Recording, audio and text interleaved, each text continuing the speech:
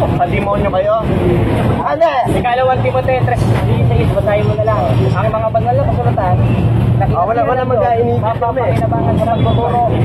Sige, papasahin nyo, pag-break nyo. Ang paggamit ng Biblia, hindi lang pagtuturo, kundi pagtaway. At yun ang ginawa ng mga apostol na ginagawa natin na hindi nyo natin. Tanong. At mga antikristo kayo eh. Tanong, sa ikalawang Korintho 14:5, sapagkat ang ating pakikibaka hindi ukol sa naman, kundi sa harapan ng Diyos ay may kapangyarihang gumipa ng mga kuta, na siyang gumigiba ng mga maling hakat ng bawat bagay na matayog na nagmamata sa laban sa karunungan ng Diyos, at bumibig sa pagtalima kay Kristo. Ngayon, tanong, pinagbabawal ba ni Pablo yung spiritual warfare? Yes or no, kategorikal? Ayon sa ikalawang Korintho. Sa ikalawang Korintho. Tanong, sagot, tinamo ko kayo. Kristyano kayo, sagutin niyo. Ang spiritual warfare ba, pinagbabawal ng Diyos? Yes or no, kategorikal? Pero ganito na lang, hinahamon ko pinaka-founder ninyo ako lalaban. Diskusyon. Matapos na. Ako lalaban. Bukas, I represent myself. Kasa agad, Bilang ginatawan ng Catholic Independence dito sa Minyan.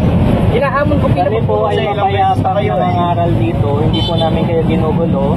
Ginugulo niyo mga kapatid namin. Ginugulo niyo! Pinabay po sa yung mga kapatid na Kayo Katoliko. po ang lumapit sa amin. Hindi po kami. Nakikibaka nga kami. Nakikipagbaga kami. Sa istrosi ng Epeso. Sabihin mo naman, ang salita ng Diyos hindi pwedeng pagtalunan. Eh si Kristo, lahat ng lumalabas sa bibig niya, 12:49 of book of John, galing sa salita ng Diyos. At nakipagtalo siya gamit salita ng Diyos sa 23:50. Tama, maganda po yan na nangangaral. O maganda pala eh, ba't nangangaral? Dapat umanda ka sa sagot. Bakit mo magamit ang diversion tactics according to the psychology eh?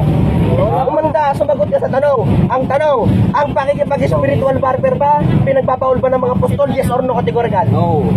Paano taga mo talata? Ipinagbabawal. Mababasa. Basahin mo. Pag walang nabasa, talo siya. Basahin yan, Tres. Basahin. Tagalapos mo yung word na talo siya. O, talo. Eh, patalo no. Basahin mo. Yes, yes. O sige, saan Ako may nabasa, sumunod ng talo. Tama ba ba? Ang Greek interlinear na yan. Greek na yan. Teka lang mga brad kasi kami Manunula ko. Wala mo. Hindi, magsalita kayo. Manunula.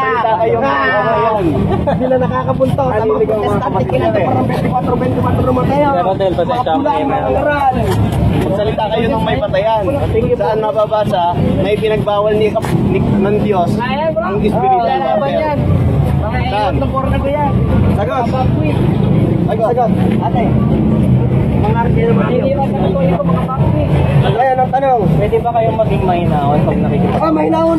Dito 1:13, ang patutong ito ay tunay. Dahil dito ay sawayin mo. May kapagsigan sila. Upang sila mga paggaling sa mga pagkaya. 58 na Isayas. Umayaw ka ng malakas. Ayaw nila basahin yun eh. Kinig na para palakas. Sila yung kinakaparalan. Ang sinungaling na nabi ka suklam-suklam sa Panginoon. Ngunit ang nagsisigaw may katotohanan ng kanyang kaluguran. Ngayon, tanong ko sa inyo, yung pakikipagbakabay, pinagbabawal ba ng apostol? Yes or no, kategorikal? Sagot! Alam niyo, ito pinapahayag namin. Pabawal ba yun? Ipinagbabawal ba ng mga apostol? Yes or no, kategorikal?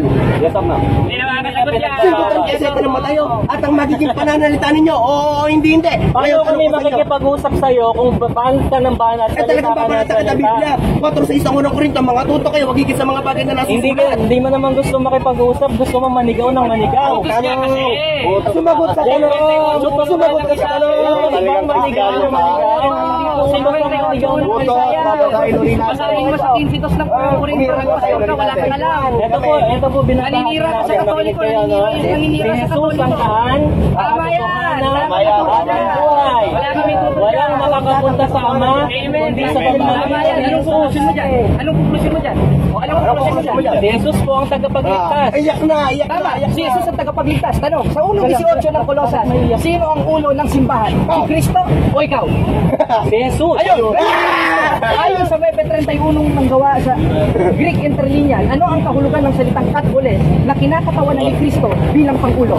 Universal o Hindi ko universal? alam ang Greek. Huwag kayo mangangarin kung wala kayo. Pero malinaw sa Tagalog na si Jesus ang daan, ang katotohanan at ang buhay. Walang makakapunta sa Ama kundi sa pamamagitan ni Jesus. John 3:16, for God so loved the world that He gave His only begotten Son, that whosoever believe in Him should not perish but have everlasting life. Ano ang Greek na dyan? Anong Greek? Anong Greko? Alam mo, Anong Greek? Alam mo, di mo alam. Pilipino Alam mo, ako, hindi mo alam. pero malinaw sa akin. Bro, Hopo, Chocho, read the book of history and see next. Sa Jeremias, tukuyin ang mga dating bagay. Sapagkat sa biyaya kayo'y naligtas. hindi sa inyo mga sarili. 2.8 ng Efeso, alam na namin yan. Pananampalataya. Alam na namin yan. Ano? Pananampalataya lang ba kailangan? Hindi na kailangan ng iba. Yes. Ngayon, sa 13:13 ng unang Korinto ang nananatili tatlo bukod sa pananampalataya. Sinong mas matalino sa inyo ni Pablo? Ikaw na sinasabing pananampalataya lang? O si Pablo na sinasabing manahimik ka, Jimmy Neutron? Kaya lang, may tanong ako sa'yo. May tanong ako. Sila tinatanong ko. Sila tinatanong ko. Huwag kang sisingit. Sumagot mo na sa tanong. Sumagot mo na sa tanong. Ano? Pasagutin mo lang. Pasagutin mo lang. Sino mas matalino sa inyo ni Pablo sa 13:13 ng unang Korinto? Sila nga, hindi naman sinabi ako eh. Si Pablo. Ay, patapos. Talo.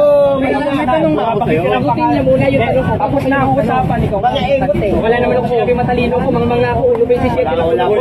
Sapagkat binili ng Diyos ang kamang mga nasanlibutan upang iyan na marunong. So, 4:13 ang gawa. At tanong, Sino mas matalino sa inyo ni Apostol Pablo sa 13:13 ng Ikaw o si Pablo? Ikaw o si Pablo? Basahin mo ang 13:13 ng unang Korinto. Ayan pa masasabi niyo. Pahiya sa mga Sige, sumasagot. Panayin ko muna. Panayin ko muna. Ang nananatili tatlo. Pananampalataya. Pag-ibig. Pag-asa. Alin ang pinakamahalaga? Ano ang pinakamahalaga? Ang manifestasyon ng pag-ibig sa 12:13 na ikisa sa pagsunod sa utos ng Diyos. At isa doon, May sinabi doon na kaligtasan niyo? Wala, di ba? Pero, 15 ng unang Korinto. Hindi, pag may nakaya kami. Ligtas mo na. Tanga ka. Ang tanga mo! Ang tanga mo! Ang tanga mo! Tinabo ko kayo, diskusyon, mag-isa ka. Magawa ng siya. Sigaw ka ng sigaw eh. Wala namang sense eh. Hindi naman nakakapulungan ng sa maayos. Hindi mo pinakikinggan, 8:47. Ang sa Diyos ay nakikinig ng salita ng Diyos. Dito hindi mo pinakikinggan sapagkat hindi ka sa Diyos. Ano ka? 8:44 nung anak ka ng Diablo. Next question. Anak ng Diablo to eh. Okay, tapos na kayo. Okay, tanong ka. Tapos na kayo. Pwede na, alis na kayo. Alis na. Wala. Okay, tapos na kayo. Tanong ka. Tapos na kayo. May sasabihin pa ba kayo sa amin? Pagtanong ka. Kung wala na kayo sasabihin sa amin, hayaan nyo na kami. Okay? Okay, tanong. May authorization ba kayo mangarap dito? Yes or no categorical? Yes. Asan mababasa? Malaya ang bansa natin. Ang tanong, saan bababasa? Nagtatanong pero sigaw na. Ang tanong, saan bababasa? Halika na, wala silang sense. Sa Biblia, saan mababasa? Sa Biblia. Ang tanong, sa Biblia, saan mababasa? Oh, kami may authorization kami. May religious freedom ng Pilipinas. At sa bawat bansa, siya na gumagawa ng katwiran, gumagawa ng tama at natatakot sa kanya, natanggap-tanggap sa kanya, may authorization kami.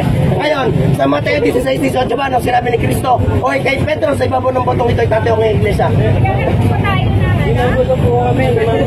Gulo dito mga to. May magtumapad na tatawag ka dyan para magkaroon ng kakape. Okay, guys. Bro, Jared. Ang mapayapang nakikipag-usap. Sila nagawin kami ng sinigawan. Nagtawag ka naman ng mga Ang mga gusto nila. Sa batas natin, meron tayong kalayaan. May religious freedom ang Pilipinas. Okay, wait lang ha. Sige guys, wait lang. Gusto ko lang magsalita. Ha? Pakinggan niyo ako. Ano na naman to problema na to? Nakikipagpaka po kami ng ayos sinasabi po ni Papa. Bakit naririnig ko na may sumisigaw? Butas po yun. Butas daw pong manigaw.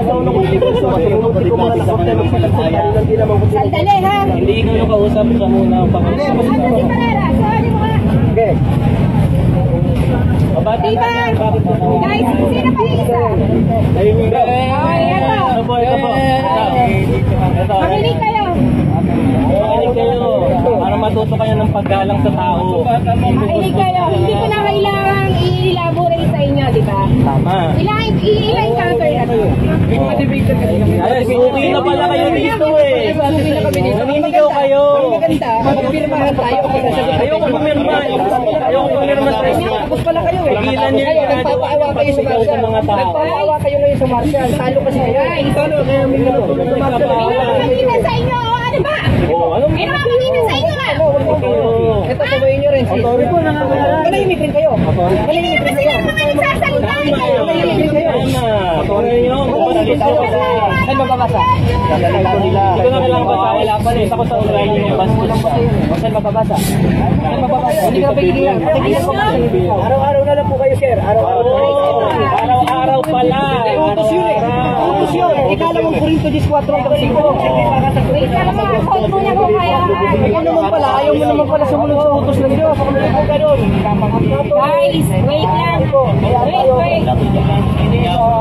Asa si Karera? Utos yun, bro.